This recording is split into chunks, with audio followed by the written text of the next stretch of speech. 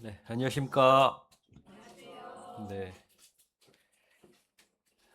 벌써 이제 여섯 번째 시간입니다.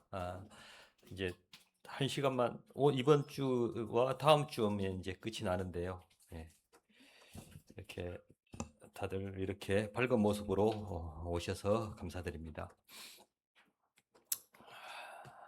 우리가 보는 이 성경 있죠, 성경. 이 성경이 구약과 신약으로 나눠져 있습니다. 예. 근데 성경책에 가장 많이 나오는 민족인 이스라엘은 이 구약 성경만 믿습니다. 이 신약 성경을 믿지 않고 구약 성경만 믿는데 이 사람들의 종교를 갖다가 아, 유대교라고 합니다. 그리고 우리 기독교는 오신 예수님을 믿고 이렇게 신약 성경까지 다 믿는 사람들을 기독교인들이라고 합니다. 그래서 이스라엘은 그 유대인들은 아직도 예수님을 믿지 않고 정말 그 메시아가 구원자라 새로 오실 것이다. 그리고 기다리고 지금도 기다리고 있습니다. 그래서 그들의 이제 구원자가 오면 자기들만 이스라엘을 위한 그런 정치적인 메시아, 이스라엘을 아주 강대국으로 만들어서 전 세계를 통치할 그런 아주 강대국으로 만들어 줄 것이라는 그런 구원자를 지금도 그들은 기다리고 있습니다. 여기 성경의 말라기서인데요. 말라기서는 성경의 맨 뒤에 책입니다.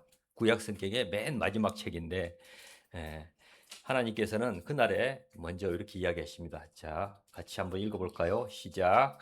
보라, 여호와의 크고 두려운 날이 이르기 전에 내가 선지 엘리야를 너희에게 보내리니. 예, 예, 하나님께서는 이렇게 구약 성경을 마무리하시면서 내가 임할 텐데 그 전에 특별한 이 선지자를 보낸다고 이렇게 말씀하시고 무려 400년 동안 하나님께서는 이제 침묵의 시간으로 들어가십니다. 그리고 어떤 성경도 그 400년 동안 나오지 않습니다.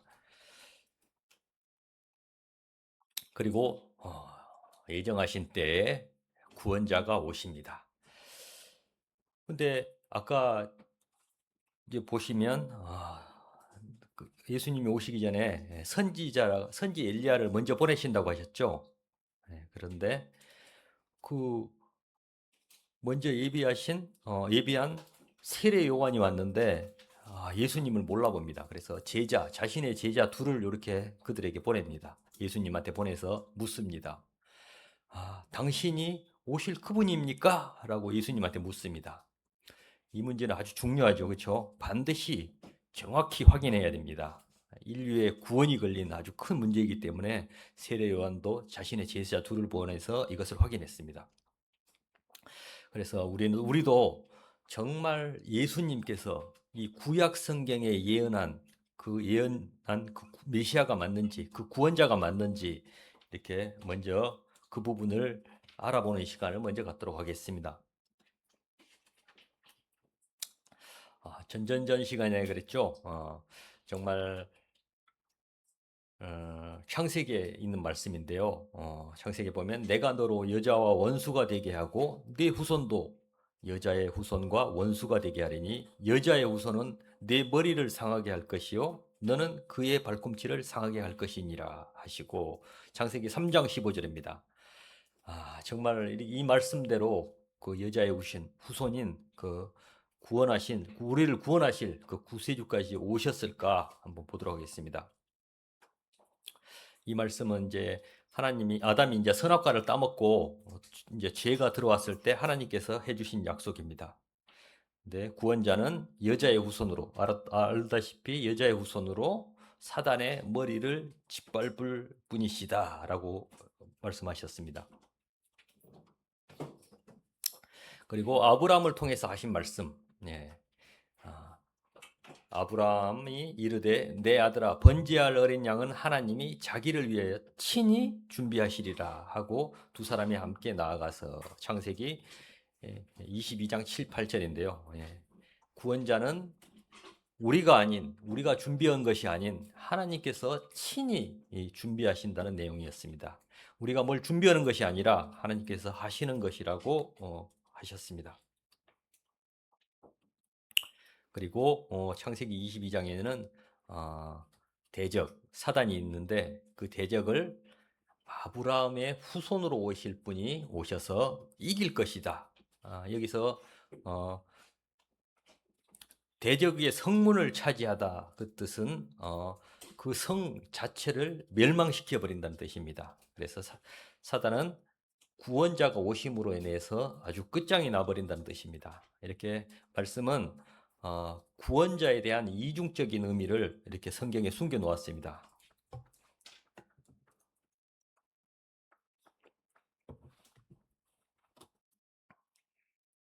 그래서 우리가 성경을 볼 때 성경에 대한 어떤 이중적인 의미를 이렇게 확인하는 것은 대단히 중요합니다.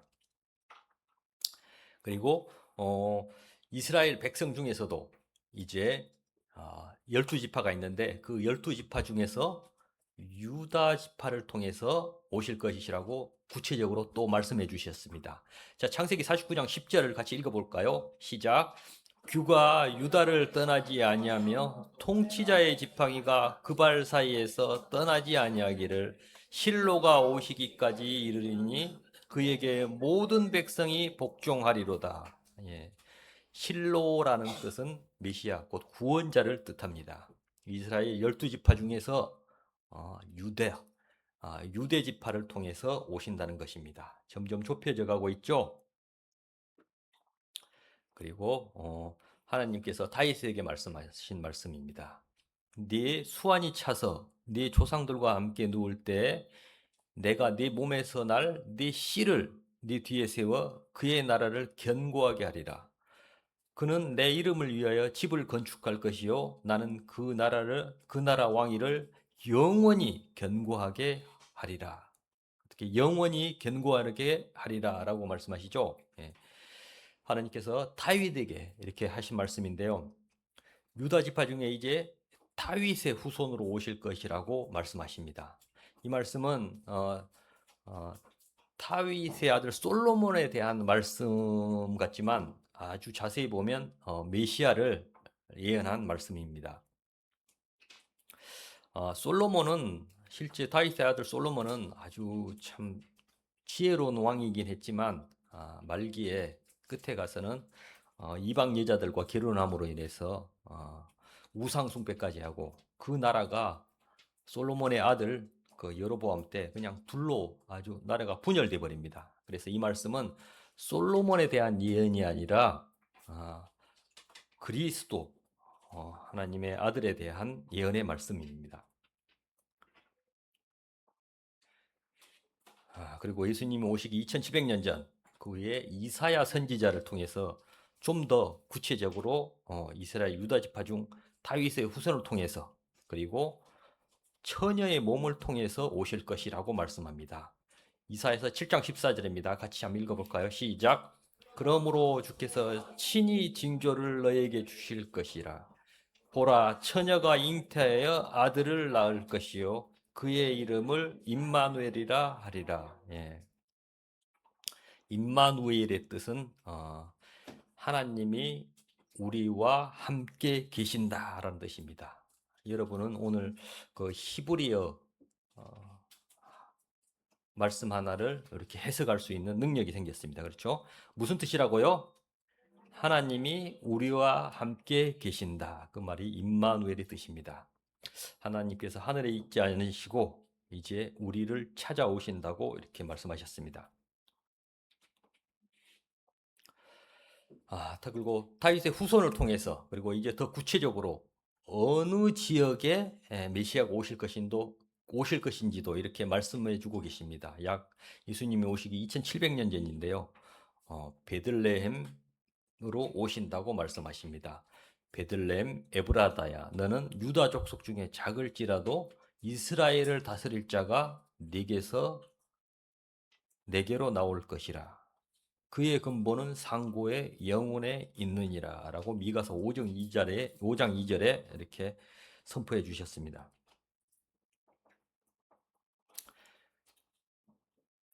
그리고 메시아가 오시기 전에 메시아가 오심을 알리는 아까 세례 요한이 올 것이라는 그 사자도 보내실 것이라고 말씀하고 있습니다. 그래서 어, 이스라엘 사람들은 이 성경을 통해서 메시아가 누구의 후손으로 오시고 또 어디서 나실 것까지 모두 알게 되었습니다.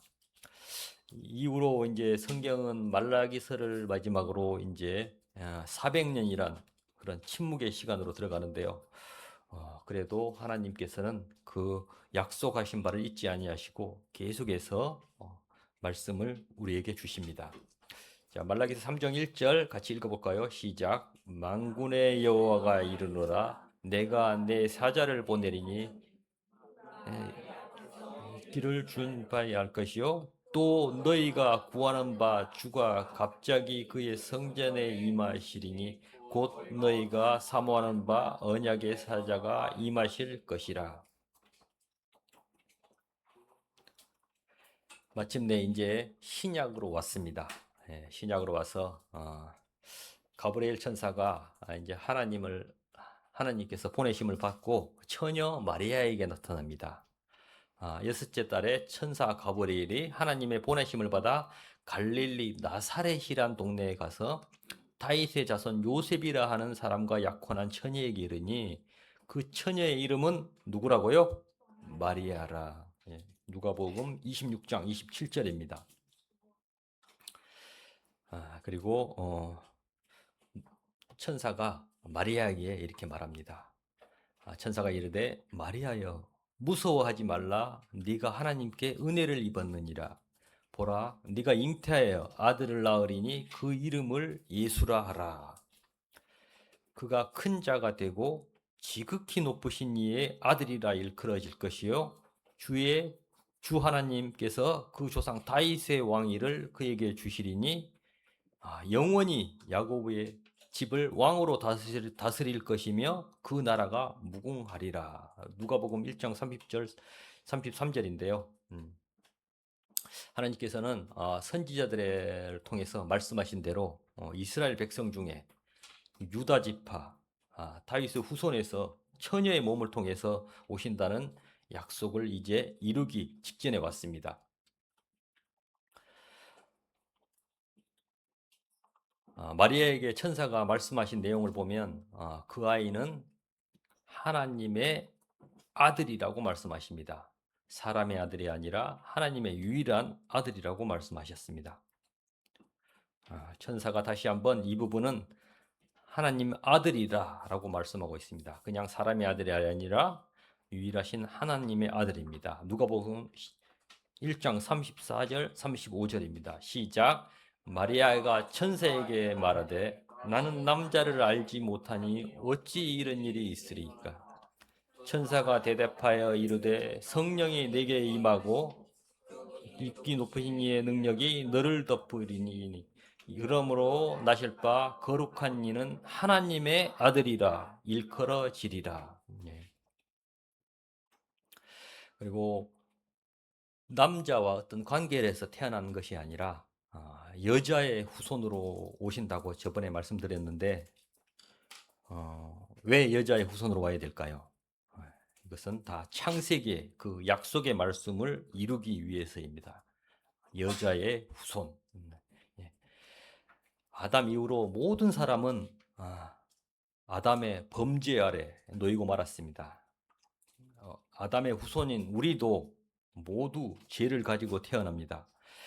우리의 죄를 대속하려면 사람이면서 죄가 없으신 아주 거룩하신 그 분이 필요하기 때문입니다.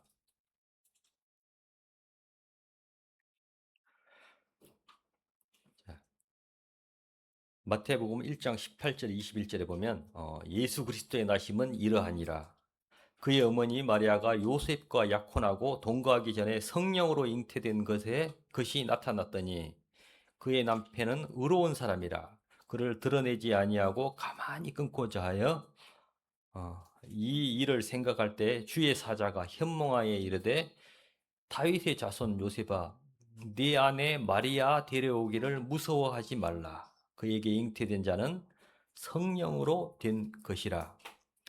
아들을 낳으리니 이름을 예수라 하라. 이는 그가 자기 백성을 그들의 죄에서 구원할 자의 힘이라 하니라. 마태복음 1장 18절에서 21절인데요. 21절 맨 밑에 있는 말씀을 같이 한번 읽어볼까요? 시작. 아들을 낳으리니 이름을 예수라 하라. 이는 그가 자기 백성을 그들의 죄에서 구원할 자이심이라 하니라. 예. 이 시대에 이제 어떤 결혼 풍습이 있었는데요. 먼저 약혼을 하게 됩니다. 남자 여자가. 근데 그 약혼 기간에 여자가 다른 남자의 아이를 임신하게 되면 그때 당시에는 아주 모세의 율법이 아주 철저했습니다. 그래서 그런 여자는 이제 돌로 쳐서 죽여야 됐습니다. 그런데 요셉은 그 마리아를 보호하기 위해서 가만히 끊는다. 뜻은 조용히 마리아를 놓아주고 싶어 했습니다. 그렇게 결별을 하고 싶어 했는데, 그런데 천사가 나타나 이 아이는 성령으로 잉태된 하나님의 아들이라고 말합니다. 그리고 이름까지 가르쳐 줍니다. 뭐라고요? 이름이? 예수란 이름은 구원자라는 뜻입니다.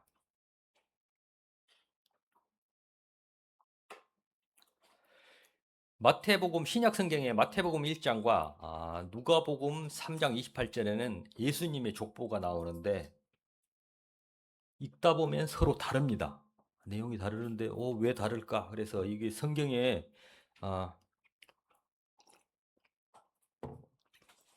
성경이 이렇게 공격도 많이 받고 그러는데 왜 다르냐면 마태복음의 족보는 요셉의 족보이고 누가복음의 족보는 마리아의 족보입니다. 어디서 갈라질까요? 저기 다윗에서 나누어집니다.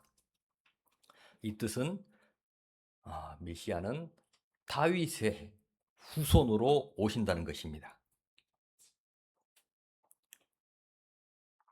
드디어 이렇게 해서 구약 성경에서 약속하신 구원자가 태어나셨습니다. 참 온 백성, 우리도 이 말씀은 여러분께도 정말 큰 기쁨이 된다는 사실을 알면 좋겠습니다. 다 같이 누가복음 2장 7절 11절입니다. 시작. 첫 아들을 낳아 강보로 싸서 구유에 누이니 이는 여관에 있을 곳이 없음이러라. 그 지역의 목자들이 밤에 밖에서 자기 양떼를 지키더니 주의 사자가 곁에 서고 주의 영광이 그들을 두루 비추매 크게 무서워하는지라. 천사가 이르되 무서워하지 말라. 보라, 내가 온 백성에게 미칠 큰 기쁨의 소식을 너희에게 전하노라. 오늘 다윗의 동네에 너희를 위하여 구주가 나셨으니 곧 그리스도 주시니라. 예. 온 백성에게 미칠 아주 큰 기쁨 또는 좋은 소식, 이것을 다른 말로 하면 복음이라고 합니다. 이렇게 그 소식은 우리뿐만 아니라 온 인류에게 너무도 큰 좋은 소식입니다. 그런데 놀랍게도 예수님이 태어나자 이렇게 아주 뜨겁게 반응하신 분이 한 분 계셨는데요. 이분은 그 시대의 왕이었습니다. 바로 헤롯 왕. 이스라엘도 그 당시에는 성경을 통해서 저 마태복음 2장 4절 6절에 보면 이들도 메시아가 그리스도가 어디로 오실 것인지 알고 있었습니다. 즉 이들은 이스라엘도 기다리고 있었단 말입니다. 당시 왕이었던 헤롯 왕, 실제 존재했던 왕인데요. 헤롯도 듣고 구원자가 오실 것이라는 것을 알게 되었습니다. 그런데 이 사람은 참 어처구니 없게도 그 구원자를 죽이려고 합니다. 내가 지금까지 왕이고 왕으로 잘 살고 있었는데 왕이 온다고? 내 삶의 주인이 온다고? 그렇게 반응하면서 가만히 안 둘 거야. 그리고 그러면서 헤롯 왕은 아기 예수님을 죽이려고 합니다. 그러나 그 헤롯 왕과 또 다른 사람들도 있습니다. 이 동방 박사들인데요. 동방 박사들은 어, 별을 보고 별만 보고도 아기 예수님께 황금과 유황과 몰약을 드리려고 찾아옵니다.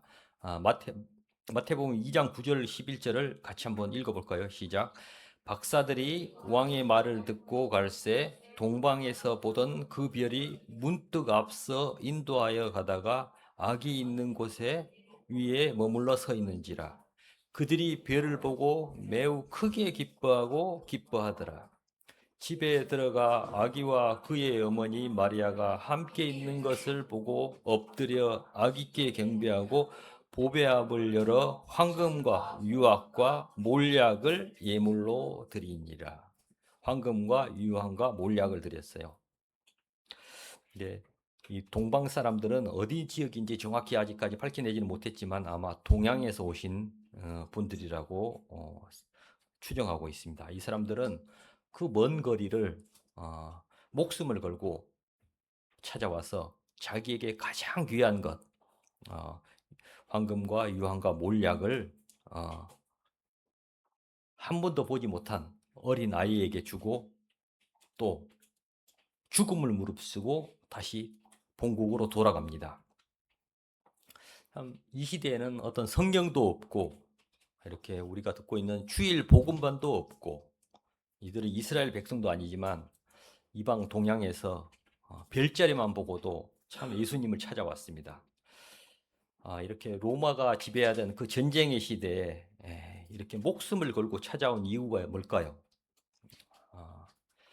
이들은 자기들이 경배한 그 아기 예수가 진실로 이분은 하나님이었고 자신들의 구원자인 것을 알았기 때문입니다. 여러분도 예수님이 누구십니까? 라고 물으면 저는 헤롯처럼 죽여야 할 존재입니다. 또 어떤 분은 나의 왕입니다. 라고 둘 중에 한 가지를 고백해야 됩니다. 그래서 이번 시간에 여러분들이 꼭 한번 생각해야 될 아주 중요한 문제라고 생각하고 말씀을 듣기 바랍니다.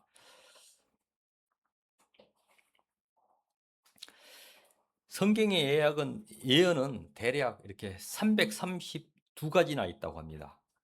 앞으로 일어날 일에 대한 예언을 332가지가 있는데요. 그런데 구약 성경에서 예수님에 대한 예언은 100가지가 넘는다고 합니다. 이 예언이 성취될 확률은 얼마나 될까요? 확률상으로도 거의 불가능하다고 합니다. 예수님이 오시기 전에 약 2000년 정도 전에 쓰여진 구약 성경이 이 모든 것에 정확히 이루어질 확률은 확률적으로도 계산이 불가능하다고 합니다. 어떤 구약 성경의 예언인 어떤 다니엘서를 보면 구원자가 오실 날짜까지 예언해 두셨습니다. 이 놀라운 성경의 예언대로 예수님은 정확히 우리에게 오셨습니다.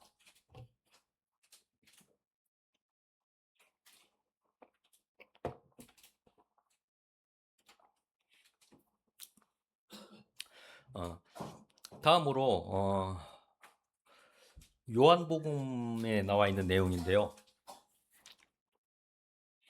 요한복음의 7가지 표적을 통해서 예수님께서 하나님이심을 알아보는 시간을 갖도록 하겠습니다. 첫째 뭔가요? 물로 포도주를 만드시고, 두 번째 왕의 신하의 아들을 고치시고, 그리고 38년 된 병자를 고치시고, 오병이어로 5,000명을 먹이시고, 또 무리를 걸으시고, 또 날 때부터 못 보던 사람을 고치시고, 죽은 나사로를 살리심. 이 7가지 표적을 통해서 예수님께서 하나님이심을 나타내셨는데 같이 알아보도록 할게요. 물이 포도주가 되셨다는 것은 우리 삶이 예수 그리스도를 통해서 송두리째 이렇게 변화된 것을 의미합니다. 오직 예수 그리스도만이 우리의 삶을 변화시킬 수 있다, 그런 뜻입니다. 그리고 이 표적을 통해서 질적 법칙, 질적 법칙을 초월하심으로써 예수님께서 하나님이심을 나타내셨습니다. 그리고 두 번째로 어, 왕의 신하를 고치신 일인데요. 왕의 신하가 와서 이렇게 이야기합니다. 자기 아들이 병들어 죽게 되었으니 고쳐달라고. 근데 예수님은 가보지도 않고 그 왕의 신하에게 가라, 이미 나섰다, 그렇게 선포하십니다. 그래서 왕의 신하가 가보니까 정말 아이가 나아 있었습니다. 그래서 이 일로 온 집안이 믿게 되었는데요. 예수님은 그 자리에 가보지도 않고 말씀만으로 이렇게 공간의 법칙을 초월하심으로써 하나님이심을 나타내셨습니다. 그리고 세 번째, 38년 된 움직일 수 없는 병자가 베데스다 못에 들어가기 위해 수년을 기다립니다. 그 연못에 들어가면 이 병이 낫는다는 그 전설만 믿고. 그런데 예수님은 그 베데스다 못에 들어가기 위해 기다린 그 38년 된 병자를 네 자리를 들고 가라 하심으로 그 자리에서 즉시 낫게 하셨습니다. 말씀만으로 병을 고치십니다. 예수님은 시간의 법칙을 이렇게 초월하셨습니다.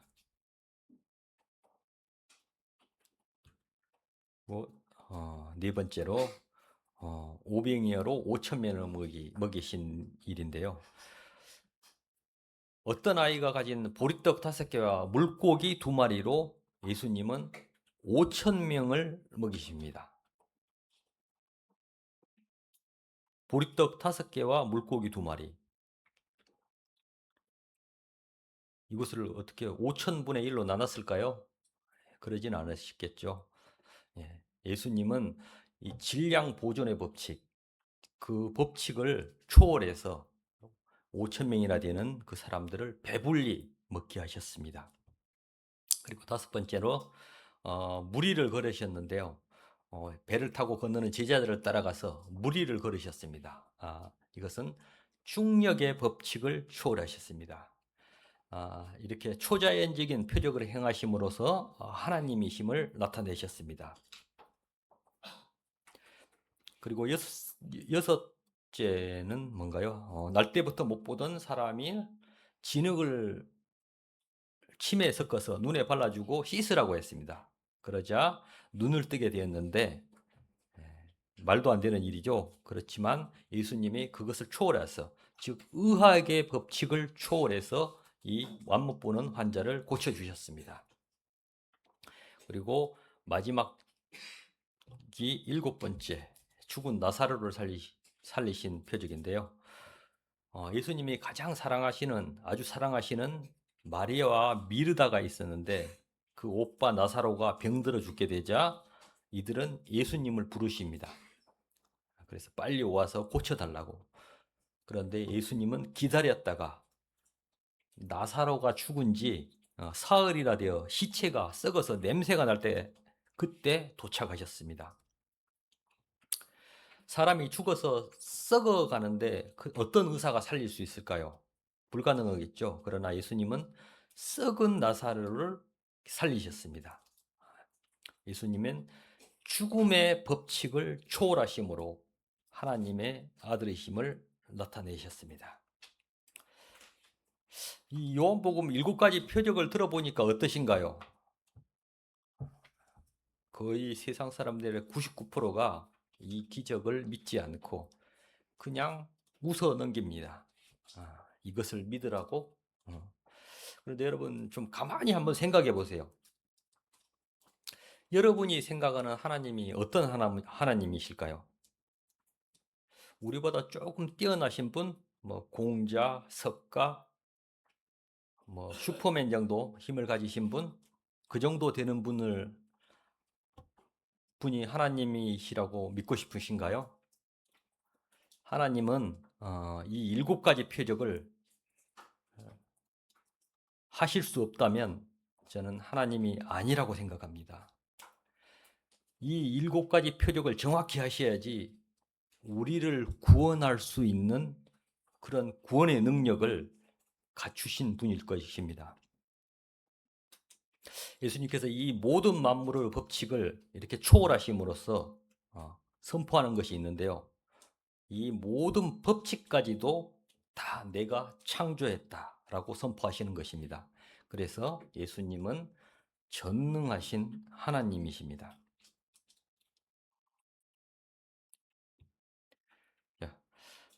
그리고 예수님은 그 7가지 표적 외에도 많은 표적을 우리에게 행하셨습니다. 인간들에게 행했는데요. 어, 예수님이 이 표적의 내용과 이 복음서를 기록한 목적이 예수님께서 구원자이심과 하나님 아들이심을 믿게 하기 위함입니다. 그래서 우리가 예수님을 힘입어서 영원한 생명을 곧 구원을 얻을 수 있다고 말씀하십니다. 자, 요한복음 20장 31절 아래 것만 같이 읽어보도록 하겠습니다. 시작. 오직 이것을 기록함은 너희로 예수께서 하신님의 아들 그리스도이심을 믿게 하려 함이요 또 너희로 믿고 그 이름을 힘입어 생명을 얻게 하려 함이니라. 예수님께서는 여자의 후손으로 마국간에서 태어나시고 또 구유에 누이시고 30년을 사람들과 우리 인간들과 함께 하셨습니다. 그냥 신이 갑자기 딱 나타나서 그냥 우리의 죄를 사해 주시고 그냥 부활하시면 끝나는데 이렇게 죄가 가득한 이런 관영한 세대에 오셔서 30년을 인간들과 함께 하신 이유가 무엇인지 바로 알아보도록 하겠습니다. 구원자가 우리를 하나님의 뜻대로 구원하려면 어떤 3가지 요건을 갖추어야 됩니다.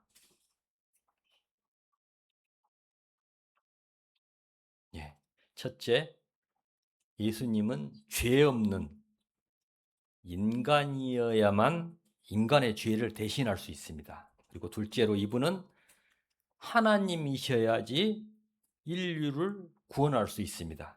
그리고 셋째, 메시아라는 속성, 구원자라는 목적을 가지고 이 세상에 오셔야 됩니다. 만약 이 3가지 중에, 이 요소 중에 한 가지만 빠져 있어도 우리는 구원을 받지 못하게 됩니다. 계속해서 이제 그분이 하나님이면서 구원자이시면서 죄 없으신 인간이심을 이 3가지 속성에 대해서 좀 깊이 있게 알아보도록 할게요. 자, 요복 1장 1에서 5절. 자, 시작. 태초에 말씀이 계시니라. 이 말씀이 하나님과 함께 계셨으니 이 말씀은 곧 하나님이시라. 그가 태초에 하나님과 함께 계셨고 만물이 그로 말미암아 지은 바 되었으니 지은 것이 하나도 그가 없이는 된 것이 없느니라. 그 안에 생명이 있었으니 이 생명은 사람들의 빛이라. 빛이 어둠에 비치되 어둠이 깨닫지 못하더라. 요한복음 1장은 첫째로 이분이 곧 하나님이심을 아주 힘차게 선포하십니다. 어떤 기독교 이단들은 그렇게 말씀하는 사람들도 있어요. 부활 이후에 예수님이 갑자기 신이 되셨다. 신이 예수의 몸에 잠깐 들어왔다. 천사에 불과하다. 아주 많은 논리를 주장하는데, 그런데 정확히 말씀은 예수님은 영원 전부터 태초부터 하나님이시라고 선포하십니다. 그분은 또한 모든 만물을 만드셨습니다. 모든 것이 그가 없이는 된 것이 없었습니다. 그리고 그분은 마지막에 뭐라 그러죠? 생명이다. 우리에게 육신의 생명과 또 영적인 영원한 생명까지도 예수님께로 온다고 말씀하시고 계십니다. 자, 요한복음 1장 9절 13절 같이 읽어보도록 하겠습니다. 시작. 참빛 곧 세상에 와서 각 사람에게 비추는 빛이 있었나니 그가 세상에 계셨으며 세상은 그로 말미암아 지은 바 되었으되 세상이 그를 알지 못하였고 자기 땅에 오매 자기 백성이 영접하지 아니하였으나 영접하는 자 곧 그 이름을 믿는 자들에게는 하나님의 자녀가 되는 권세를 주셨으니 이는 혈통으로나 육적으로나 사람의 뜻으로 나지 아니하고 오직 하나님께로부터 난 자들이라. 요한복음 1장 9절 13절입니다. 두 번째, 이분은 세상을 구원하러 온 그 메시아, 구원자이심을 말씀하고 있습니다. 예수님께서 이렇게 세상을 창조하셨는데 그럼 세상의 주인이 누굴까요? 예수님이죠. 예. 근데 사람들은 죄로 인해서 예수님께서 하나님이시며 창조주, 그런 구세주임을 깨닫지 못했습니다. 이스라엘을 자기 스스로 이렇게 말합니다. 우리는 지상에 있는 선민이다. 특별한 민족이다. 그렇게 말하고 있습니다. 그러나 이스라엘마저 구세주가 기다렸던 그 구세주가 왔는데 받아들이지 않았습니다. 그런데 예수님을 영접하는 자, 그 이름을 믿는 자에게 특권을 주셨는데 뭔가요? 하나님의 자녀가 되는 권세입니다. 예. 우리가 뭐 기독교 집안에서 태어났다고 해서 뭐 평생 교회를 다녔다고 해서 그렇게 해서 하나님의 자녀가 될 수 없습니다. 육적으로는 절대 안 된다. 반드시 개인적으로 예수님을 영접해야 합니다. 또한 우리의 노력, 어떤 결심이나 또 의지로만 되는 것이 아닙니다. 말씀은 육적으로나 사람의 뜻으로 되지 않는다고 하셨습니다. 다시 말하면 영원부터 스스로 존재하신 구세주이신 예수님을 통해서만 하나님의 자녀가 되는 것입니다. 요한복음 1장 18절, 요한복음 1장 14절부터 같이 읽어볼까요? 시작. 말씀이 육신이 되어 우리 가운데 거하심에 우리가 그의 영광을 보니 하나님의 독생자의 영광이요 은혜와 진리가 충만하더라. 본래 하나님을 본 사람이 없으되 아버지 품속에 있는 독생하신 하나님이 나타나셨느니라. 하나님이 사람이 되어서 오셨음을 성경은 또 말씀하고 있습니다. 말씀이 육신이 되었다. 이것은 영원한 하나님이신 그리스도께서 사람으로 이 땅에 오셨다라는 말씀입니다. 결코 이렇게 겉모양만 사람의 형태를 취한 것이 아니라 우리와 같은 사람이 되셨습니다. 그리스도의 신성에 인성이 부과되셨습니다. 그러면 지금부터 죄 없으신 인간으로 오신 그 증거들을 하나씩 살펴볼까요? 죄 없으신 인간. 예. 예수님께서 이 땅에 오셨는데 이제 마귀가 시험을 합니다. 자, 마귀가 이렇게 말합니다. 그때 예수께서 성령에 이끌려 마귀에게 시험을 받으러 광야로 가사 40일을 밤낮으로 금식하신 후에 줄이신지라. 시험하는 자가 예수께 나와서, 시험하는 자는 마귀입니다. 네가 만일 하나님의 아들이어든 명령하여 이 돌들로 떡덩이가 되게 하라라고 합니다. 마태복음 4장 1절 3절인데요. 여러분들이 만약 40일을 굶으면 어떻게 될까요?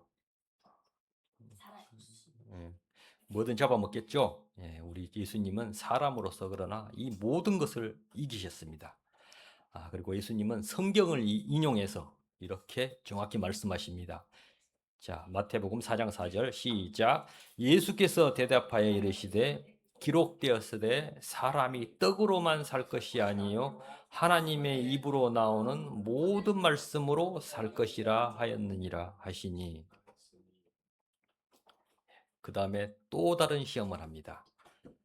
이에 마귀가 예수를 거룩한 성으로 데려다가 성전 꼭대기에 세우고 이르되 네가 만일 하나님의 아들이여든 뛰어내리라. 기록되었을 때 그가 너를 위하여 그의 사자들을 명령하시리니 그들이 손으로 너를 받들어 발이 돌에 부딪히지 않게 하리로다 하였느니라. 라고 마태복음 4장 5절에서 6절까지 마귀는 이런 하나님 말씀을 이용해서 시험을 합니다. 그래서 예수님한테 네가 뭔가를 좀 보여줘. 그것이 증명하는 길이다라고 말하고 있는 것입니다. 그런데 예수님께서 또다시 성경을 이용해서 단호하게 말씀하십니다. 자, 마태복음 4장 7절 시작. 예수님께서 이르시되 기록하였으되 주 너의 하나님을 시험하지 말라 하셨느니라 하시니. 예.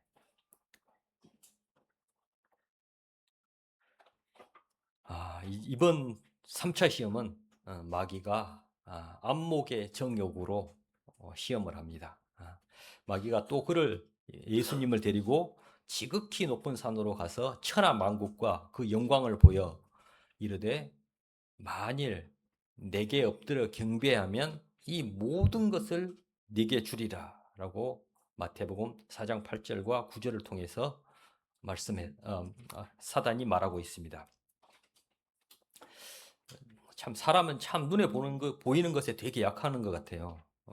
어떤 것을 많이 가지기를 원합니다. 우리는 여러분이 만약에 친구가 좋은 것을 아주 가지고 있으면 어떤가요? 어떻게든 가지고 싶은 마음이 있습니다. 여러분만 그런 것이 아니라 모든 세상 사람들이 그렇습니다. 그래서 마귀도 동일한 시험을 예수님께 이렇게 하는 것입니다. 그러나 예수님께서는 자, 마태복음 4장 10절입니다. 시작. 예수께서 말씀하시되 사단아 물러가라 기록되었으되 주 너의 하나님께 경배하고 다만 그를 섬기라 하였느니라. 예. 그러나 예수님께서는 사단아 물러가라 라고 말씀하시면서 마귀의 시험을 이기시고 죄가 없으시다는 것을 보여주셨습니다. 이렇게 죄가 없음을 증거하셨습니다. 자, 히브리서 4장 14절 15절입니다. 같이 읽어보도록 하겠습니다. 시작. 그러므로 우리에게 큰 대제사장이 계시니 승천하시니 곧 하나님의 아들 예수시라. 우리가 믿는 도리를 굳게 잡을지어다. 우리에게 있는 제사장은 우리의 연약함을 동정하지 못하실 이가 아니요 모든 일에 우리와 똑같이 시험을 받으신 이로되 죄는 없으시니라. 히브리서 4장 14절 15절 말씀입니다.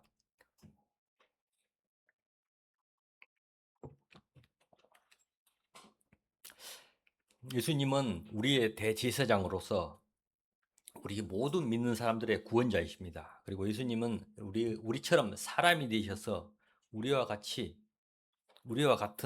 그런 유혹을 받으셨습니다. 그래서 우리가 얼마나 연약한지 아시고 또 그 연약함을 품어주시는 분이십니다. 우리는 아주 작은 일, 아주 간단한 일에도 수없이 넘어지고 를 반복하고 지칩니다. 그렇죠? 그러나 우리를 아시는 예수님은 우리가 연약함을 가지고 있는 것을 아시기에 이렇게 동정을 하실 수 있습니다. 그렇지만 그분은 죄는 없으시니라라고 선포하고 계십니다.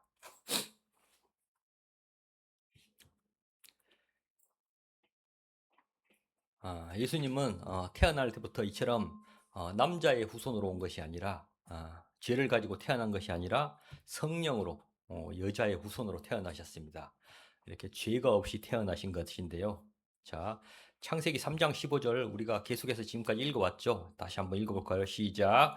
내가 너로 여자와 원수가 되게 하고 네 후손도 여자의 후손과 원수가 되게 하리니 여자의 후손은 내 머리를 상하게 할 것이요 너는 그의 발꿈치를 상하게 할 것이니라 하시고 자 이사야서 7장 14절까지 자 시작 그러므로 주께서 친히 징조를 너에게 주실 것이라 보라 처녀가 잉태하여 아들을 낳을 것이요 그의 이름을 임마누엘이라 하라.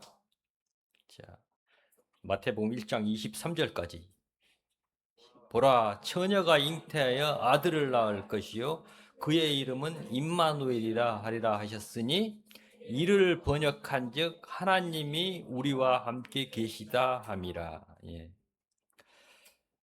여자의 후손으로 이 땅에 오시면서 죄를 가진 사람의 모습으로 오셨지만 죄가 아담으로부터 유전되지 않는 그 아담의 후손으로 오신 것이 아니라 여자의 후손으로 성령으로 잉태되어 죄 없이 이 세상에 태어나셨습니다.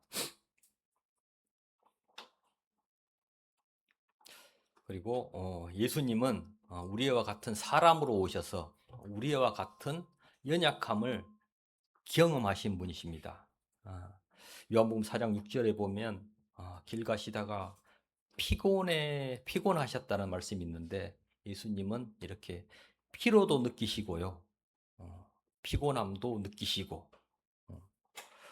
그리고 바다에 큰 놀이 일어나 배가 물결에 덮이게 되었으니 예수께서는 주무시는지라 라고 말씀하시면서 피곤함도 느끼시고 그리고 예수께서는 눈물도 흘리셨습니다. 인생의 아픔, 불신, 그 처지에 대한 그런 동정도 느끼셨습니다.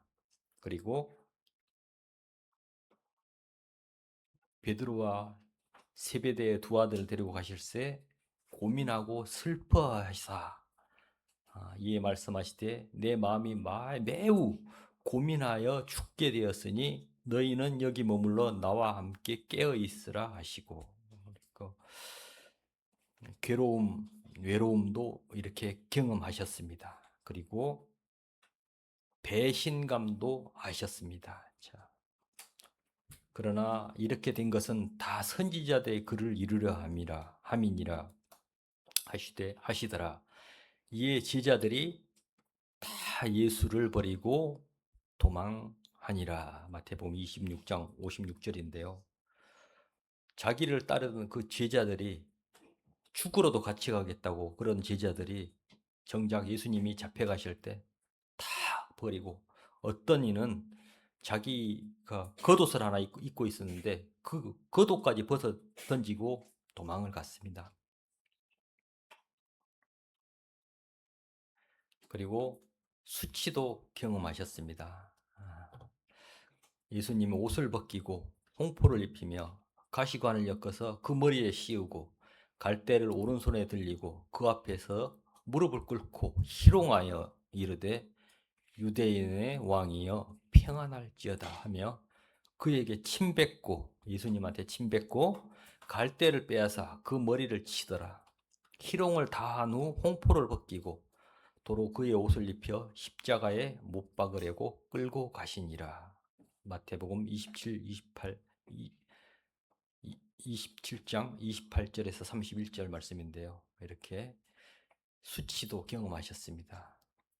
그리고 지나가는 자들은 자기 머리를 흔들며 예수를 모욕했다고 했습니다. 모욕과 천대를 받으시고 또 무서운 것은 하나님의 유일한 아들이셨지만 하나님과 단절된 그 두려움도 경험하셨습니다.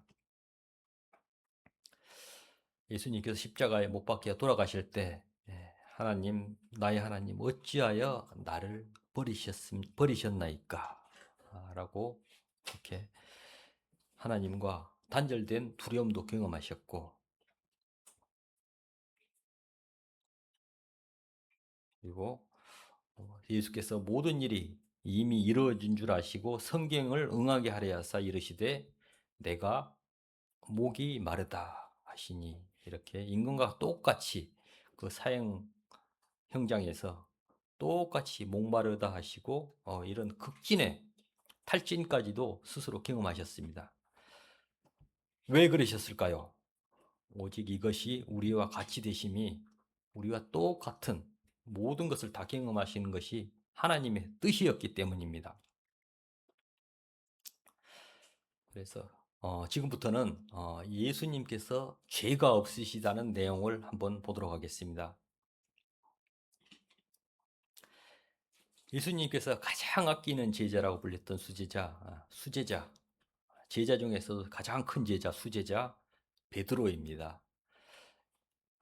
이분은 막상 예수님이 잡히자 그 어린아이 앞에서 자기가 살기 위해서 나 저 사람 모른다 저주까지 하면서 3번을 부인했습니다. 그러자 닭이 울었는데요. 그가 이렇게 말하고 있습니다. 베드로전서 2장 22절 시작. 그는 죄를 범하지 아니하시고 그 입에 거짓도 없으시며. 그리고 예수님께서 가장 사랑하는 제자라 불리며 가장 오래 사신 분입니다. 다들 예수님 제자들은 다 거꾸로 매달려 죽든지 민을창에 찔려 죽든지 목 잘려 죽든지 했는데 이분은 유일하게 아주 오래 살아서 요한계시록까지 성경의 마지막 책인 요한계시록까지 기록하십니다. 근데 이분이 이렇게 나이가 아주 많아서 생각해봐도 자기가 젊었을 때 그 따라다니면서 보았던 그 예수님이 죄가 없었다고 요한일서를 통해서 기록하십니다. 자, 요한일서 3장 5절에 뭐라고 말씀하셨을까요? 시작.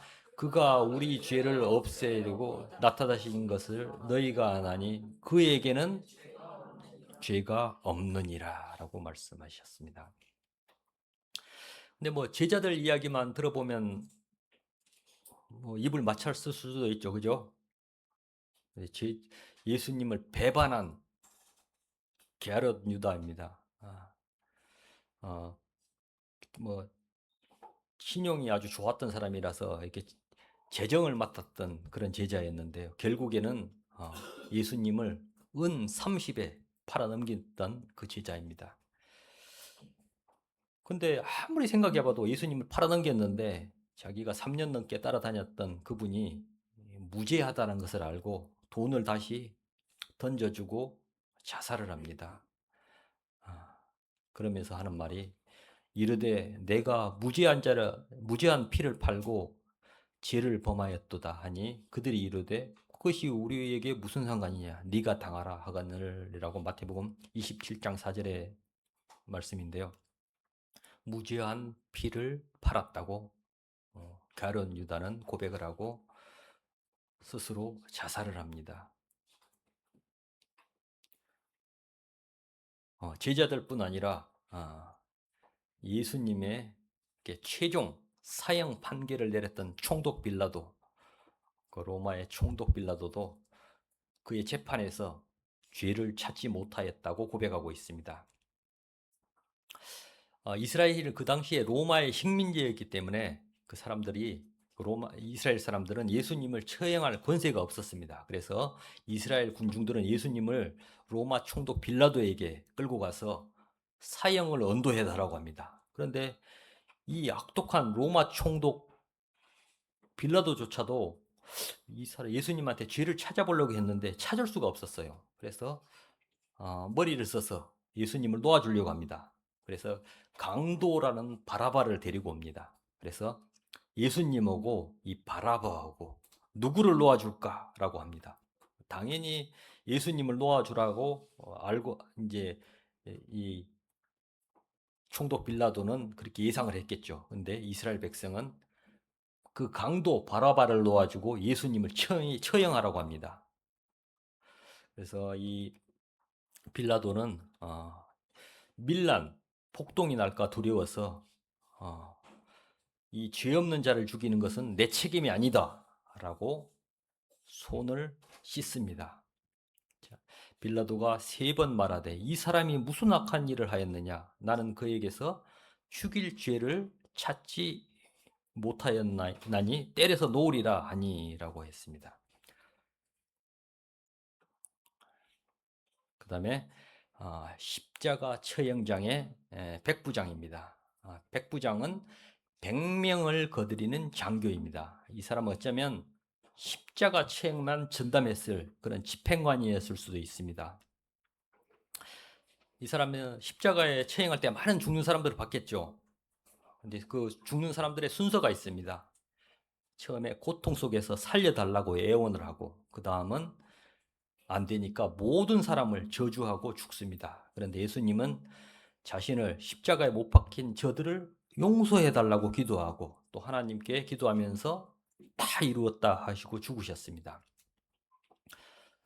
근데 이 처형 집행관들도 수많은 사람들을 죽여봤지만 과연 이것이 인간이 할 수 있는 말인가 의문이 들었습니다. 결국 이들은 예수님의 죽음을 가장 가까이서 본 백부장의 고백이 결국 이 고백입니다. 자, 마태복음 27장 54절 같이 읽어보도록 하겠습니다. 시작. 백부장과 함께 예수를 지키던 자들이 지진과 그 일어난 일들을 보고 심히 두려워하여 이르되 이는 진실로 하나님의 아들이었다 또다 하더라.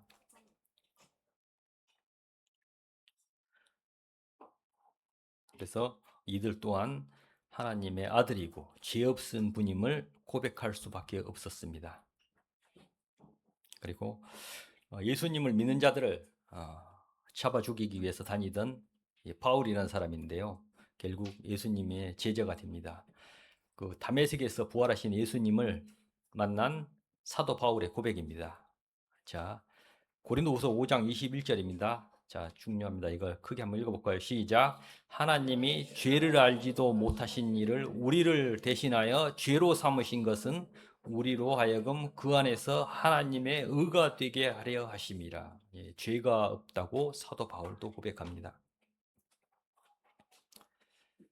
자, 우리를 구원하시려면 예수님도 우리처럼 인간이 되어서 우리를 위해 죽으셔야만 합니다. 근데 하나님인데 죽을 수가 없잖아요. 그죠? 예수님은 죽음을 통해서 우리의 죽음의 문제를 해결하기 위해서 오셨습니다. 그렇게 함으로써 죽음의 세력을 잡은 마귀를 죽음으로 물리치시고 우리를 구원하신 겁니다. 마귀는 죽음으로 죽음의 세력을 물리칠 것이라고 아마 생각도 못했을 것입니다. 그러나 하나님께서는 하나님의 방법으로 이 모든 일을 하신 것입니다. 자, 이 히브리서 2장 14절 15절입니다. 시작. 자녀들은 혈과 육에 속해 있음에 그도 또한 같은 모양으로 혈과 육을 함께 지니심은 죽음을 통하여 죽음의 세력을 잡은 자 곧 마귀를 멸하시며 또 죽기를 무서워함으로 한평생 매어 종노릇하는 모든 자들을 놓아주려 하심이니. 마지막입니다. 예수님은 이렇게 하나님이셨지만 우리와 같이 사람이 되셨습니다. 그리고 우리의 죄를 위한 가장 비참한 십자가 죽음까지 하나님께 순종함으로 이렇게 경험하셔야 했습니다. 우리가 가장 두려워한 것이 뭐죠? 누구나 이야기할 것입니다. 바로 죽음입니다. 근데 우리가 이제 친구들이나 어떤 지인들을 위로할 때 어떤가요? 같은 동질에 그래 나도 어려움에 겪은 사람한테서 나도 이거 겪어봤어 라고 하면 얼마나 큰 위로가 되나요? 사람의 위로가 이렇게 같은 것을 겪어본 사람에게 너무도 큰 위로가 됩니다. 만약 하나님이 우리에게 그러신다면 어떠신가요? 정말 큰 힘이 되겠죠. 다음 시간에는 이 예수님이 어떻게 우리를 위해서 죽으셨고 이 죽으심의 의미가 무엇이고 이 죽으심으로 우리에게 무슨 일이 일어났는지 같이 알아보도록 하겠습니다. 그럼 오늘 이 시간을 마치도록 하겠습니다.